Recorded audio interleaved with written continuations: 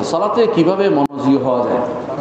সালাতে মনোযোগী হওয়ার জন্য একটা বড় জিনিস হচ্ছে, যেটা অবশ্যই জরুরি, সেটা হচ্ছে আপনি সালাতে মনোযোগী হওয়ার জন্য সালাতে কি বলছেন সেটা বুঝবেন।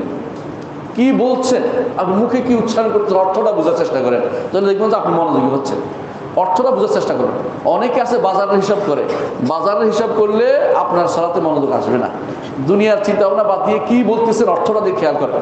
আমার ছোট একটা বই আছে, সালাত জেনে বুঝে পড়ো, ছোট একটা বই আছে, সালাত জেনে বুঝে পড়ো। অনেকের কাছে আছে, কার কাছে আছে? আপনার কাছে আছে? আচ্ছা, আলহামদুলিল্লাহ। সালাত জেনে বুঝে পড়ুন, এই বইটা একেবারে ছোট, আপনি পকেটে রাখতে পারবেন, কিন্তু আপনি প্রত্যেকটা সালাতে কি পড়তেছেন অর্থ দেওয়া হয়েছে, দেওয়া হয়েছে, বুঝিয়ে দেওয়া হচ্ছে।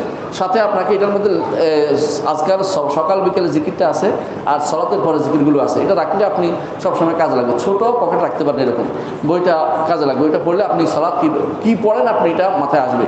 সালাতের মধ্যে যদি আপনি বেশি গুরুত্ব দিতে পারেন এবং অর্থ বুঝতে পারেন, তাহলে ইনশাআল্লাহ সালাতকে আপনি বুঝে শুনে কাজ সালাতকে পালন করলেন। وقل جاء